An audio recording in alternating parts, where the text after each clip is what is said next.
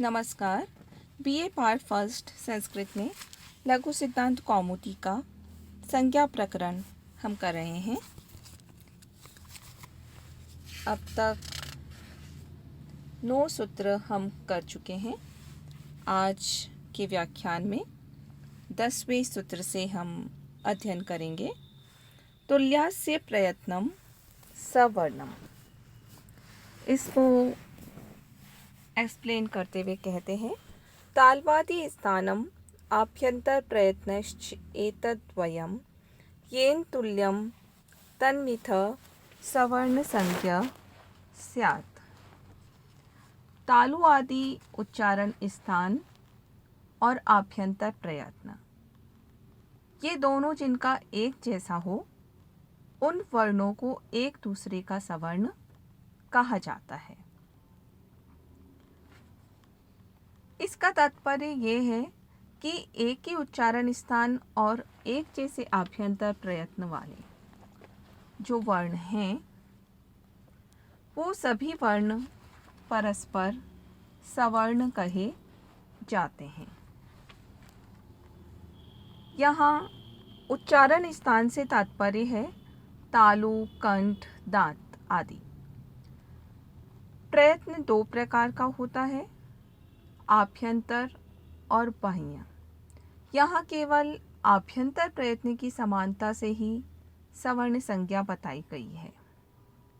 लोक में आभ्यंतर और बाह्य यत्नों के लिए सामान्यतः प्रयत्न शब्द प्रयुक्त होता है, पर शास्त्र में दोनों के लिए ही यत्न शब्द का प्रयोग किया जाता है।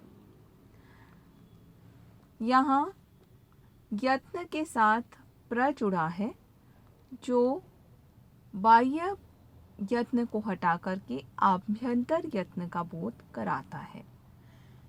तथा ही प्राक्तनो यत्न प्रयत्न अथवा प्रकृष्टो यत्न प्रयत्न, जो पहले का यत्न है या जो उत्कृष्ट यत्न है उसे प्रयत्न कहते हैं। इस रीति से आभ्यंतर प्रयत्न ही प्रयत्न ठहरता है, क्योंकि वह वर्णोत्पत्ति से पूर्व विद्यमान रहता है और वर्णोत्पत्ति का कारण बनता है। आगे कहते हैं, री री वर्णयो मिथा सावर्ण्यम वाच्यम।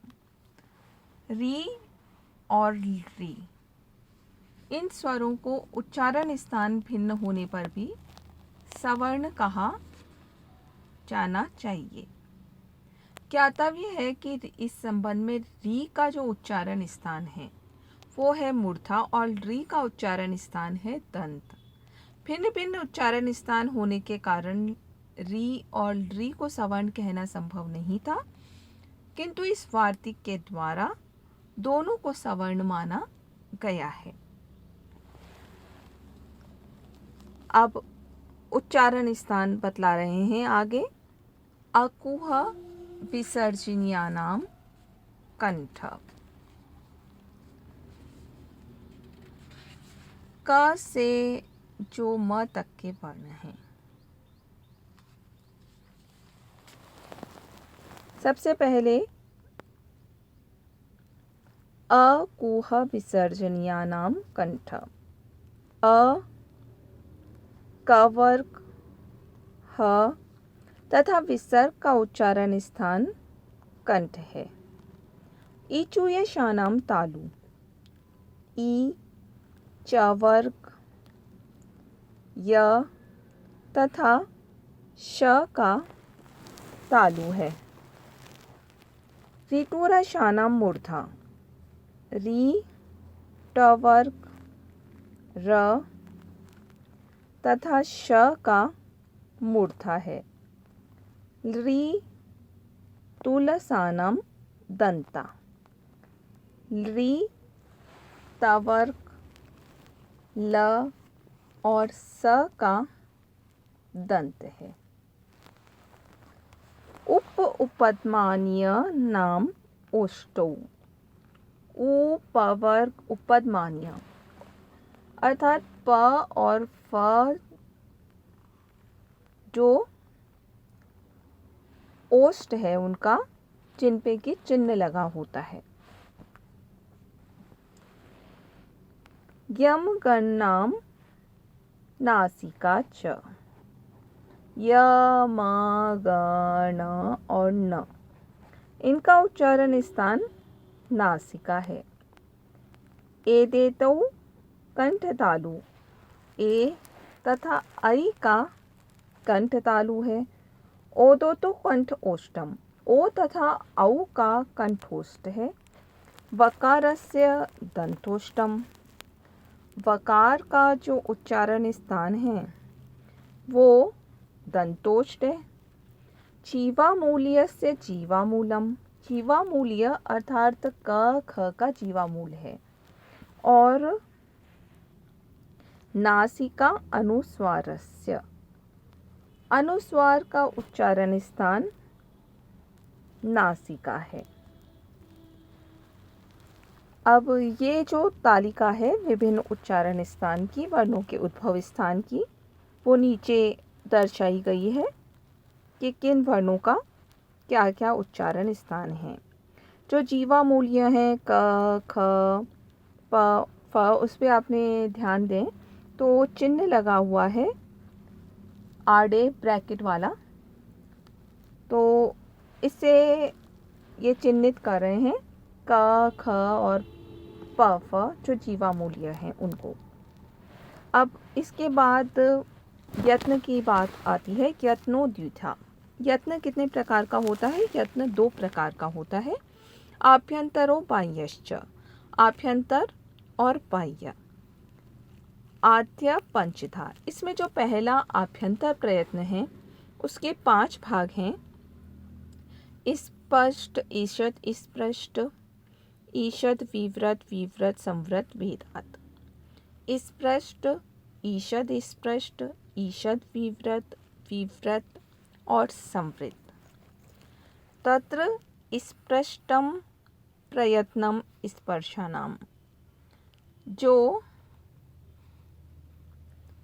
इनमें से हम स्पर्श वर्ण हैं, वो स्पर्श वर्ण जिसमें कि क वर्ग, च वर्ग, ट वर्ग, त वर्ग और प वर्ग, इन 5 वर्गों के 25 अक्षर आ जाते हैं। 25 व्यंजन जिसमें आते हैं उनको कहते हैं स्पर्श। इनका प्रयत्न क्या होता है? इनका प्रयत्न है स्पृष्टम प्रयत्नम स्पर्शानाम। तो स्पृष्ट प्रयत्न इन 25 वर्णों का होता है। ईषद स्पृष्टम अंतःस्थानाम। अंतःस्थ अर्थात य, र, ल तथा व का ईषद स्पृष्ट प्रयत्न होता है। ईषद विव्रतम उष्ण नाम। उष्म अर्थात स, श, स तथा ह का उष्म का ईषद विव्रत प्रयत्न होता है। विव्रतम स्वराणाम। सभी स्वरों अ, ई, उ, री, री, ए, ओ, ऐ का, औ का विव्रत प्रयत्न होता है। सारे स्वर इसमें आ जाते हैं। ह्रस्वस्य अवर्णस्य प्रयोगे संवृतम। ह्रस्व अ का सिद्ध प्रयोग जहाँ किया जाता है वहाँ संवृत प्रयत्न होता है, जबकि प्रक्रिया दशायाम तो विव्रतम एव। जब तक अ का प्रयोग सिद्ध न होकर के साधन मात्र रहता है तब तक उसका विव्रत प्रयत्न माना जाता है। अब आगे बाह्य प्रयत्न के 11 प्रकार बतला रहे हैं। बाह्य प्रयत्नस्तु एकादशता। बाह्य प्रयत्न 11 प्रकार का होता है। विवार, संवार, श्वासो, नादो, घोषो, अघोषो, अल्प प्राणो, महाप्राण, उदात्तो, अनुदात्त, स्वरितश्चेति। विवार, संवार, श्वास, नाद, अघोष, घोष, अल्प प्राण, महाप्राण, उदात्त, अनुदात्त और स्वरित। इन भेदों से 11 प्रकार का बाह्य प्रयत्न होता है। खरो विवारा श्वासा अघोषाश्च। खर प्रत्याहार के जो वर्ण हैं ख फ थ छ ट त क प श स, इन सब का बाह्य प्रयत्न क्या है? विवार, श्वास और अघोष होता है। हश संवारा नादा घोषाश्च। हश प्रत्याहार के सभी वर्ण अर्थात ह य प र ल य म ग ण न, झ भ घ ढ ज घ ज ब ग ड द, इन सब का बाह्य प्रयत्न संवार, नाद तथा घोष होता है। वर्णानाम प्रथम तृतीय पंचमा यणश्च अल्प प्राणा। प्रत्येक वर्ग के प्रथम, तृतीय तथा जो पंचम वर्ण हैं और यण प्रत्याहार के सभी वर्ण, उन सब का बाह्य प्रयत्न अल्प प्राण होता है।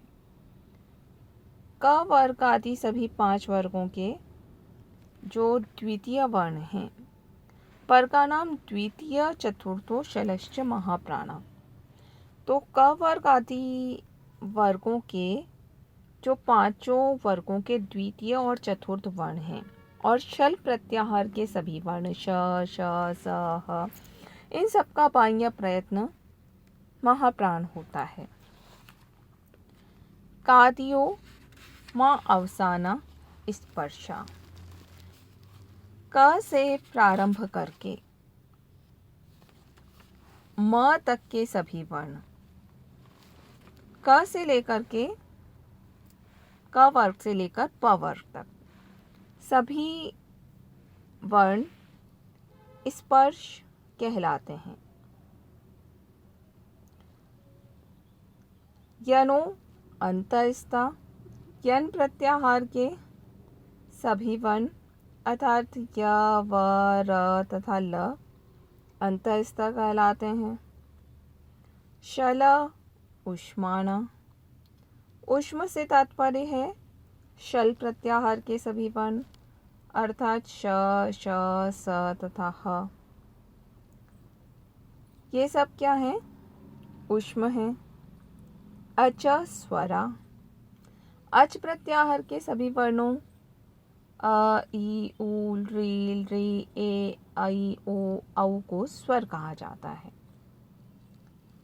क ख इति कखाभ्याम प्राकृत विसर्ग सदृशो जीवा मूल्य। जो क तथा ख से पूर्व आधे विसर्ग के समान का जो चिन्ह लगा होता है उसे जीवा मूल्य कहते हैं। इसी प्रकार प फ इति पफाभ्याम प्राकृत विसर्ग सदृश उपद्मानीय। इसी प्रकार से प तथा फ से पूर्व आधे विसर्ग के समान जो चिन्ह है उस प और फ को उपद्मानीय कहते हैं। अंग अह इत्यच परानुस्वार विसर्गौ। अंग अह इस प्रकार अच प्रत्याहार के सभी स्वरों के बाद अनुस्वार तथा विसर्ग कहलाते हैं। तो अभी जो हमने सूत्र पढ़े उनसे उन वर्णों को सवर्ण कहा गया है उनके अनुसार जिनका की आस्य और आभ्यंतर प्रयत्न एक जैसा हो। अब आस्य से क्या तात्पर्य है? आस्य से तात्पर्य है मुख या उच्चारण स्थान। ये जो समानता है ये पूर्ण रूप से होनी चाहिए, अंशतः नहीं होनी चाहिए, वरना सवर्ण संज्ञा नहीं होगी। आस्य शब्द से मुख के भीतर स्थित जो उच्चारण स्थान हैं उनकी समानता मानी गई है। मुख के बाहर जो उच्चारण स्थान हैं उनकी असमानता होते हुए भी सवर्ण संज्ञा हो जाएगी।